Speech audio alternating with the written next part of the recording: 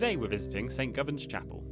Nestled into a fold on a rugged strip of the Pembrokeshire coastline, this 13th century chapel is built into the cliffs on a formation said to have been used by a 6th century saint.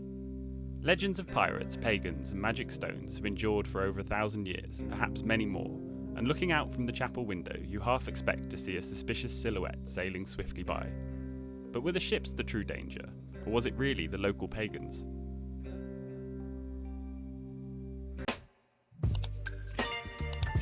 Welcome back to our channel, Coral Jacks, where we've been biking, hiking and researching some of Wales's iconic historic sites. Sharing stories that have been passed down through generations and ancient folklore that should never be forgotten.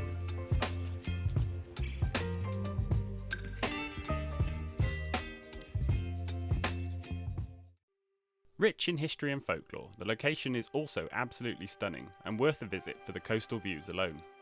To access this ancient chapel, you descend the limestone steps, worn smooth by many feet over many years. Legend says it's impossible to count these steps, and you will never count the same number twice. St Govan, the site's eponym, was a religious hermit by all accounts. Generally, he is thought to have been a Celtic missionary from Ireland, who sailed to Wales in his later life, became a recluse, and lived in a cave where the chapel now stands. Some say he was the nephew of St David, or a disciple of St Aelfu who baptised St David, or maybe both. Other tales infer that St Govan is Sir Govan, the faithful knight of King Arthur and the Round Table, and at the end of his adventures the knight retired to these cliffs as a recluse. The link could simply have been formed from the similarities of the names Govan and Govan, or it could be another case of a name mutating over time. But we'll delve into that quite a bit more in future, because the sheer quantity of Arthurian legends around here demand a video of their own. Inside the chapel, there is a rough stone altar, which some believe houses the body of the hermit saint. To the left of this, a doorway leads to an interesting rock formation. Part of it is hollowed out and gives the appearance of an imprint of a human skeleton, particularly the shape of a ribcage. The story goes that whilst being chased by local pagan persecutors, the rock opened up to allow the saint to hide inside and closed perfectly around him. When the danger was over, the crevice opened up just enough to release him, leaving the imprint of his body remaining where he had stood. As usual, there are many versions of the tale, the main difference in the story being whether it was locals or pirates that were doing the attacking, but they generally agree that when the attackers could not find him, they stole his bell instead. The first version, that casts blame on the pagan locals, says that during stormy seas, passing ships would often seek shelter in this bay, only to crash into the rocks. The locals were then said to steal the bounty from these ships. Some go further, saying that they would use lanterns and fires to further disrupt and confuse the ship's navigators. Govan is said to have detested these barbaric practices, and began using a bell to warn them away from the shore. In response, the locals came to attack Govan, but unable to find him, they stole his bell instead. Upon release from the rock, he was distraught and wished for the bell to be returned. Angels flew the bell back, and to secure it from future theft, they encased it in stone, and when Govan struck the stone, it rang out 1,000 times louder than it did in its original form. An alternative rendition of the tale, perhaps tailored to suit an increasingly Christianised community, absolves the local residents of blame. In this version, it's said that Govan intended to use the bell to alert the locals to pirate ships coming close to shore, with the conclusion that pirates were also the culprits behind the bell's theft. The origins of these narratives remain somewhat mysterious, so we can't say for sure that one evolved from the other, but their existence does seem indicative of Christianity's newfound dominance over the Celtic culture of the time. But maybe the tale goes back even further. Accounts of the bell turned to stone are numerous, with differing opinions on which stone truly represents the bell rock.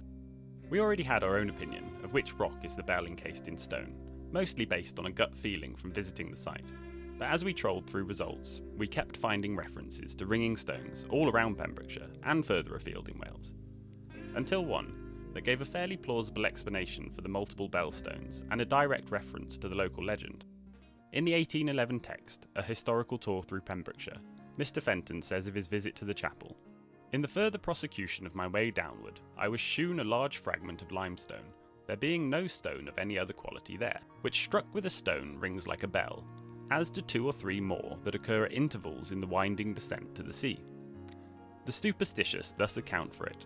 Pirates happening to land there plundered the chapel of its bell, and on carrying it off, the stones it rested on, or happened to touch, ever after most miraculously uttered a bell sound. There is, on the outside of the chapel, a small arched opening for suspending a bell, and a hole in the stone roof within for the bell rope that rang it to pass through. So perhaps the tales of angels encasing a bell in stone originate from these stones that have a natural quality, enabling them to ring out when struck. But did the early Christians come up with this by themselves, or did they borrow an already existing idea? Is there an older Welsh tale that involves ringing rocks, or invisibility perhaps? The next quote is from the 1880 book, British Goblins by Wirt Sykes. We've referenced this book a few times over the past dozen videos, so we've got a paper copy now, but a digital version is freely available on Project Gutenberg, and we'll put a link in the description. He begins by saying, "The renowned expanding stone, an excavation in the rock at St. Govan's Chapel, which has the magic property of adapting itself to the size of the person who gets inside, growing smaller for a small man and larger for a large one. Among its many virtues was that if a person got into it and made a wish, and did not change his mind while turning about, the wish would come true. The original fable relates that this hollow stone was once solid, that a saint closely pursued by pagan persecutors sought shelter of the rock, which thereupon opened and received him, concealing him till the danger was over, and then obligingly letting him out." He goes on to explore the lore deeper, and suggests that this story is based on the ancient legend of the magical ring of Gyges, the ring of invisibility which is written about in Plato's Republic. This stone may probably be considered as the monkish parallel for the magic stones which confer on their possessor invisibility, as we find them in the romances of the enchantment. In the Mabinogion, such stones are frequently mentioned, usually in the favourite form of a gem set within a ring. "Take this ring," says the damsel with yellow curling hair, "and put it on thy finger, with the stone inside thy hand, and close thy hand upon the stone, and as long as thou concealest it, it will conceal thee."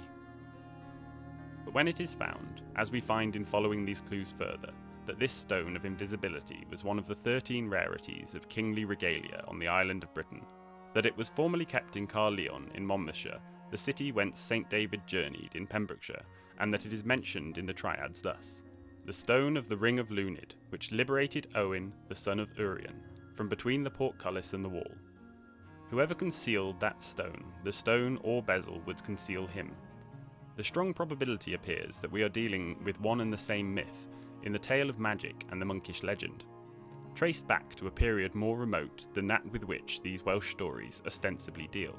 We should find their prototype in the Ring of Gyges. In a longer video that we're in the process of making, we'll be going deeper into the locations talked about in the Mabinogion, but for now it's enough to mention that this early Christian tale has much older roots. Another reference to this site we found in a text called South Pembrokeshire, Some of its History and Records, written in 1910 by Mary Beatrice Meyerhouse. There is a very curious blowhole on the cliffs near Stackpole, not far from St. Govan's Chapel. The quaint little hermitage nestling halfway down the great limestone cliffs, and said to have been the final refuge of Sir Gawain, one of Arthur's knights of the Round Table, who thus, at the end of his life, became Saint Gawain, or Govan. This blowhole is connected underground with the sea caves, and at certain states of wind and tide, the sea, dashing into the caves and imprisoning the air, forces it up through the narrow passage and out through the blowhole with a shrill and terrific sound, like a prolonged scream or whistle. The edges of the hole being polished like marble by the friction of small stones and earth carried up by the rush of wind. The mare is said to play when the sound is heard, but this happens now more seldom than formerly, though persons now living have heard it frequently. Possibly some fall of rock may have obstructed or partially obstructed the passage. As yet, we haven't been able to find the location of this blowhole, so we're wondering if anyone watching has any more information. Please leave a comment down below if you've heard this sound, or know where we might be able to find it.